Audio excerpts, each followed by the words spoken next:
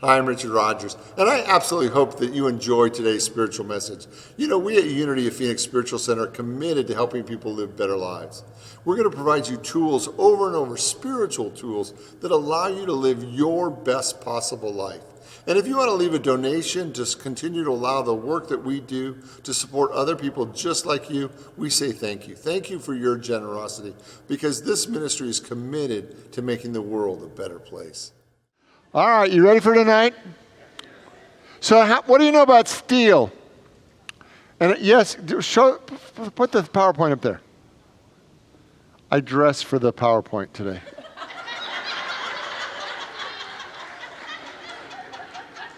I really didn't, but then when I saw the PowerPoint, oh my gosh, that's the same sweater I'm wearing tonight. It's like, you got to tell me, I got to change my clothes so I don't match the thing. Sorry. That was a little bit of sidetrack. You didn't really need to know that, but oh well. Yeah, personal preference. Thank you, God. Okay, so what do you know about steel? Steel. It's hard. Good. It rusts. Yes. What else do you know about steel? It's strong. It has a high tensile strength. You know what that means? John, what's that mean? It doesn't bend, right? Right? Good, right? Okay, so do you know why steel has high tensile strength? Because that's how we use it for, appliances and cars and trains and buildings. Because if you're building a multi-story building out of steel, do you want it like leaning like after 2 or 3 months? No, you want tensile strength. You want it to stay put, right? So steel is a very inexpensive way to build structures, and because of its strength, we use it in all kinds of things. Almost everything, like you're sitting on steel chairs, right? So over and over again, what I want you to see, that steel was first discovered, we found evidence of steel back 4,000 years. But you know what we used before steel? Well, yes, but there's another metal. Iron. You've heard of the Iron Age, right? So the Iron Age, but what's the problem with iron? It's heavy and it's also softer. Say that word for no, I was going to molecularly. The atoms actually shift in iron, and when they move around, it causes it to be malleable. Right? It moves, right? And then what did we put with iron so that it became steel? Do you know? This isn't really meant to be a science class, but I think it's interesting. Do you know what it is? You know what the chemical is that you add to iron to create steel? Carbon. And do you know how much carbon you need to add for iron to become steel? That's it. That's all you got. It's just over 2%. So when you add 2% of carbon to iron, it changes the molecular structure and it becomes steel. And it increases the tensile strength exponentially so that you can actually build things with it. Now, why am I sharing this tonight?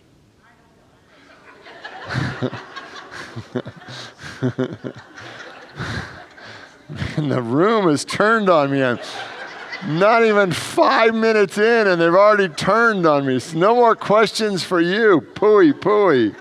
Right? So here's why I'm sharing this tonight. And I know I'm not supposed to touch my face, but it's a habit. The reason I'm sharing this tonight is because I want to talk about what makes you stronger. Because what I believe is that the time that we live in right now, we need you to be your strongest self. And I don't need you bending this way and that way. I need you to be really strong to live your best life. And the area that I really want us to focus on tonight is self-doubt. Because I think self-doubt robs us of the incredible goodness that God offers us. And when we're swaying and all over the place in self-doubt, we're not living the best life that God has for us. So I want to talk about that tonight because with all that's going on in the world today, it's pretty easy for us to get freaked out. it's pretty easy for us to move into times of doubt and fear and go through the whole gamut of human emotions. But I want to talk about what are those things that allows us to be stronger than that. To be able to go through the events of life and stand strong in our faith, to stand strong in the power that allows us to move through one situation after another, knowing that God really is our source, standing in faith that we could say to this mountain, move from here to there, and it would be done. So if you look at your life, how do you manage self-doubt? Well, I go back to bed and I pull the covers over my head and I hope when I get up it's gone, right? Or I just have a piece of chocolate cake or whatever I do, right? Because I want us to really look at how we're managing our self-doubt. Because for most of us, we have to manage our self-doubt, and I'd like to suggest today that we need a better method. Like pretending it's not there and living a smaller little life is not really the way to manage our self-doubt. So how would you manage it in a different way that will allow you to feel your most powerful self? In Matthew 18:19, it says this, "Again, I tell you that if two of you on earth agree about anything you ask, it will be done by the Father. For wherever two or more are gathered in my name, there I am in the midst of them." See, here's my suggestion today, is that in the presence of self-doubt, we shouldn't be alone, right? That we actually need people around us to believe with us in a way that's greater than we can believe for ourselves, and to have a support system around us over and over again that believes for us when we're in our self-doubt, so that we don't stay in our self-doubt. Because there's nothing like saying to another person who's standing with us, who's believing with us, who's praying with us, like, you believe that I've got this, right? And even though at some level we don't really believe at all, hearing from another child of God that they believe for us and with us gives us the strength to keep on keeping on. That we can actually learn to borrow each other's faith in critical moments where we need faith, right? So let me tell you a story. Some of you know the story, but when I was about a year and a half out of college, and in the first year and a half out of college that I just thought that I had this great, wonderful job, I actually got myself a year's salary in debt where I couldn't make the minimum payments on my life. But I had a great stereo, I had a great new car, I had a great life, but I had so much debt, I could not make the minimum payments on my life.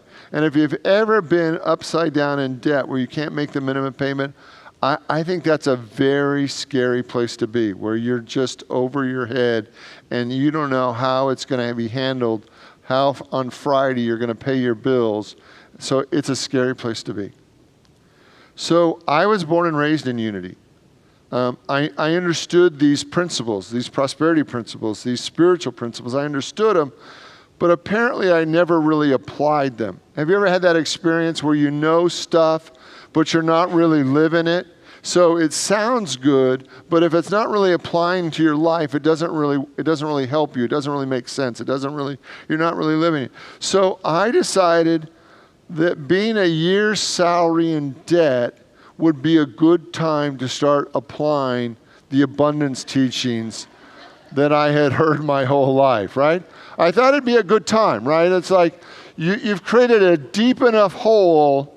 Let's see if this stuff really works, right? Because now when you feel like the hole is, stop digging.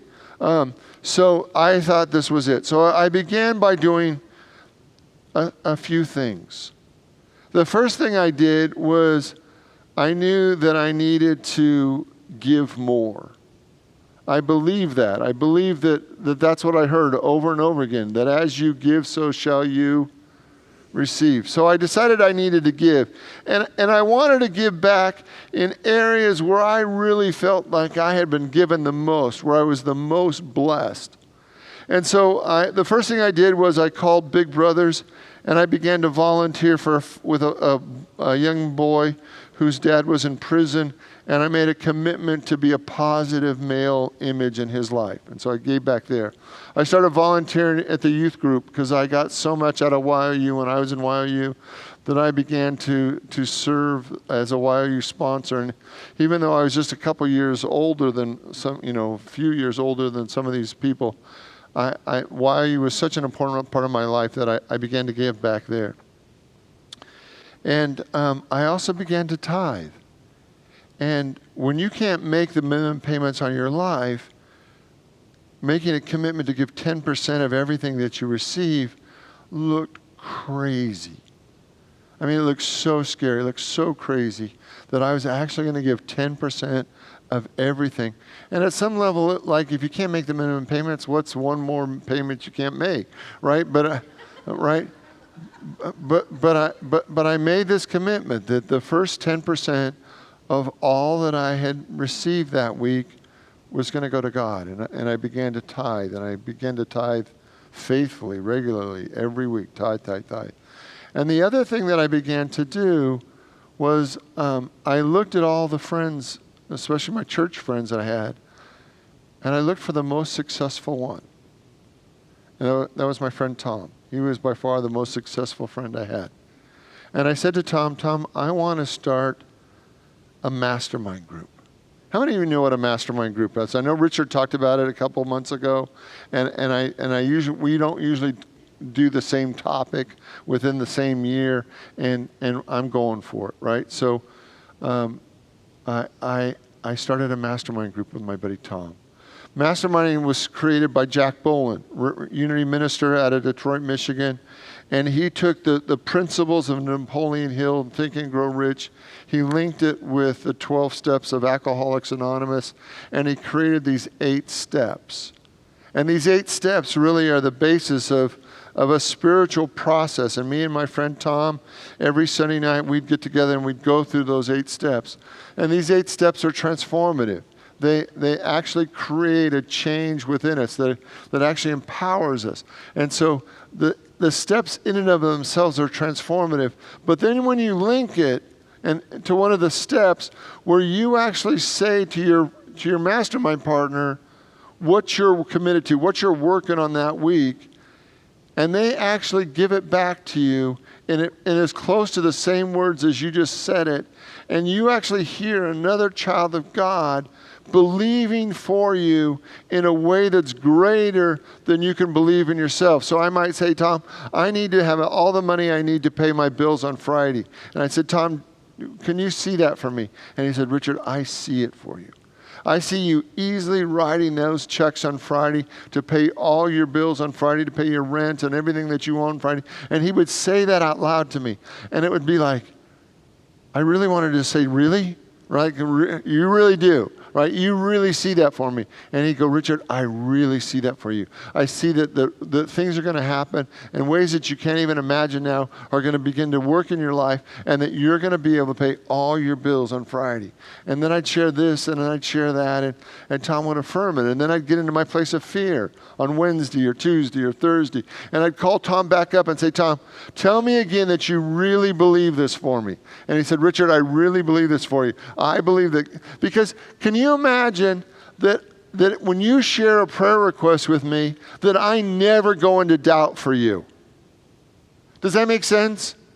That we have the ability to have more faith for somebody else than we have for ourselves. And when we link a process together so that we're actually holding each other higher than we can stand on our own, it makes us stronger, that 2% carbon actually turns us into steel. When we spend a certain amount of time, not even an hour a week, holding in prayer one another, it actually makes us stronger than we can ever be on our own. And I believe that if you want to move your life forward, if you want to do greater good than you've ever done before, I think you need to have at least one other person that every week you're going through a spiritual process with and holding up in faith, and you can actually believe for each other in a way that's greater than you can even imagine that you could possibly believe for yourself. That over and over again, self-doubt robs us. It robs us of the goodness that God has for us. And the degree that you've lived in self-doubt your whole life, you can actually transform it through a power of another human being standing with you as you walk through life to live a greater life. And you know, when we started masterminding, I never thought I'd be a minister. I mean, that wasn't even on my radar. I started working with kids, and then I grew just this incredible youth ministry. And then they gave me the whole region of Southern California and Nevada and Arizona. And I was only 25 years old. I had to be 25. The legal limit, I mean, the age requirement for that job was 25, that I had to be at least like 7 years older than the oldest kid. So at 25, they hired me. And I was doing such a great job with youth ministry that I actually quit my real job to work with kids, because I liked putting on my jeans on the weekend and working with kids more than I like putting on my suit and going and being a salesman. And then I went to ministerial school. And what I see over and over again is that we began in our 20s creating a life that would be our life for our lifetime. That we began to see for each other in such a way that would build a habit for our whole lives. That he believed that I could be a minister long before I ever believed that I could do this stuff. He knew it for me. And I knew that he was going to be a radically, wonderfully successful business guy that he has been his whole life. That we built the foundation together over and over again. And over the course of my life, having a mastermind partner has made all the difference in the world. So let me share the steps with you. There's 8 steps. The 8 steps of the mastermind consciousness. There it is. Let's go to the first step. And I'm going to invite you to read it with me. And I invite you just not to read it from your head, but I want you to practice it as a spiritual process. Because if we were having a mastermind group together, we would read that together and we'd actually take on that step. We'd actually feel it together. So we're going to read this together. And so we're going to have a bit of a mastermind group right here with each other. And when we get to the asking, I'm sorry, but we're not going to be able to go around the whole room and let everybody ask. But what I want you to see is I'm going to invite you in the asking step to actually ask and let us support each other, even though we're not going to be able to say it in words, to support each other. So let's do one together. Ready? 1, I surrender. I admit together, I admit that of myself, I am powerless to solve my problems, powerless to improve my life. I need help. 2, I believe. I now come to believe, together, I now come to believe that a power greater than myself, God, the true source, can change my life. 3, I am ready to be changed. I realize that erroneous, self-defeating thinking is the cause of my problems, unhappiness, fears, and failures. I am ready to have my beliefs and attitudes change so my life can be transformed. 4, I decide to be changed. I make a decision to surrender my will and my life to God, and I ask God to change me at depth. 5, forgive. I forgive for all my mistakes and shortcomings. I also forgive all other persons who may have harmed me. 6, I ask. I make known my specific request, knowing that God is fulfilling my every need. So I want you to think for a minute. If we were having a mastermind group tonight, what is the request that you would make known to me? What is that desire in your heart that's so important to you tonight that you want to speak it out loud and have me give it back to you, saying, you know, I see you living that. I see this hope or dream or desire being fully fulfilled in your life right now. I see you living your greatest possible life. I see you living a life that is better and greater than you could even imagine. So I want you to think about what your 6 is. What's the ask? What's the thing that you want to put into this mastermind conscious to live a greater life? And then we go to 7. I give thanks. Together? I give thanks to God, knowing that He is responding to my every need. 8. I dedicate my life. Together? I now have a covenant in which it is agreed that God is supplying me with an abundance of all things necessary to live a successful and happy life. I dedicate myself to maximum service to God and those around me, to live in a manner that sets the highest example for others to follow, and to remain responsive to God's guidance. I go forth with a spirit of enthusiasm, excitement, and expectancy. I am at peace. Let's say that last paragraph together. I go forth with a spirit of enthusiasm, excitement, and expectancy. I am at peace. And then we go home. We didn't spend a lot of time doing our drama or talking about how hard it is or this or that. We would just go through the steps. We'd check in for a few minutes. We'd go through the steps. I'd speak my 2 or 3 desires. He would give them back to me. He would speak his 2 or 3 desires, and I'd speak them back to him. We'd finish. We'd go home because we knew that it was done.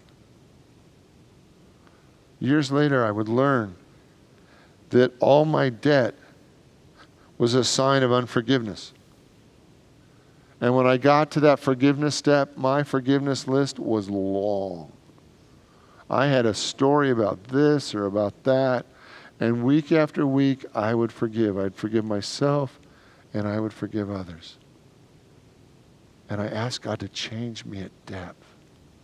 Every week I'd give God my hopes, my dreams, my fears, my insecurities, my worries, my upset, my disappointment. I'd give it all away. And every week I would leave from that experience ready to live my greatest life.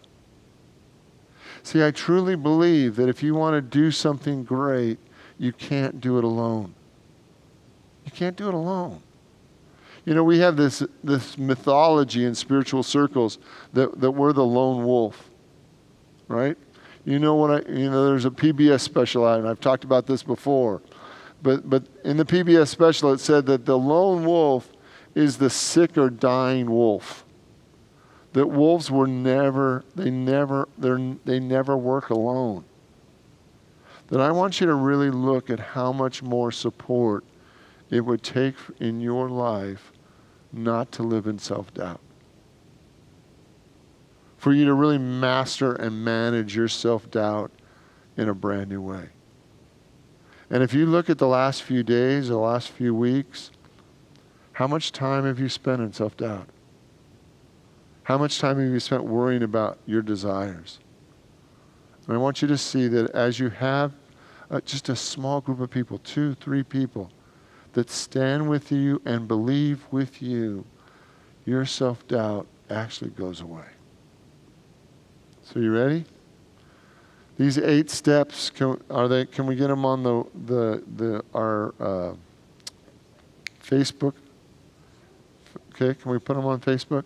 Because I want you to have these 8 steps. I want them to be available to you. You can go online and look for them because they are available. And I want you to see that as you build this kind of spiritual support, everything in your life goes to the next level. Will you pray with me? I want you to open your mind, your heart, your soul to the activity of God. And I want you to just breathe it in.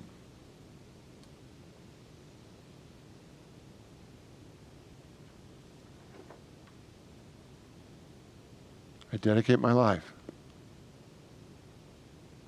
and all that I am to God.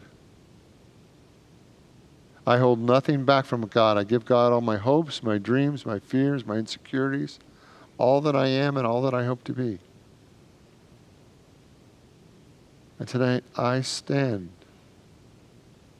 and allow myself to be supported as never before, in a greater way than ever before.